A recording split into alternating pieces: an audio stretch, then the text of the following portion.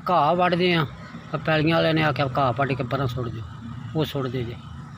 वो पानी जो बंद कर छड़िया सारा ना घरां दे, ते उन्हें आख्या घाह वढ़ दिओ ते पानी चलाओ ते मजदूरी देंगे तेनों 500 रुपया, ते आ घाह वढ़ के पिछां सुटना। महंगाई है बड़ी जी, ते निक्का निक्का बाल बच्चा है। वड्डा बच्चा जिहड़ा ही उन्हें 2 साल चले ने फौत हो गए। दूसरे बच्चे ने छोटे, बच्चियां ने वड्डियां, बच्चियां नूं हुण बाहर कड्ढण वाले दौर नहीं।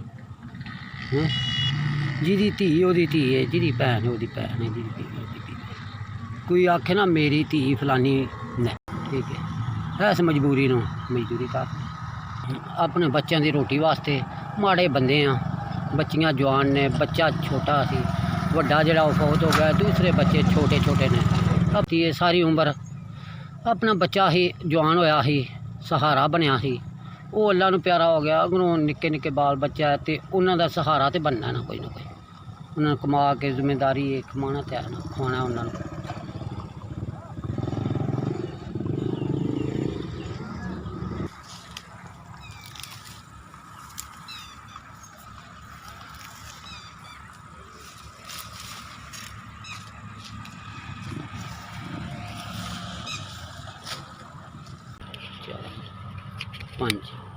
पंज का तो मेरे माड़े बंदे का 5000 रुपया तो मैनू इमदाद की है, बड़ी मेहरबानी, शुक्रिया।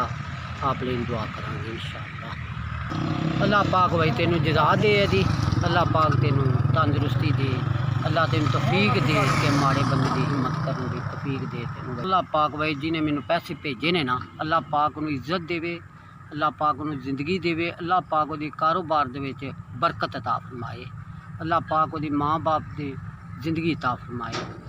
अल्लाह SVS तुहाडी बड़ी मेहरबानी, शुक्रिया।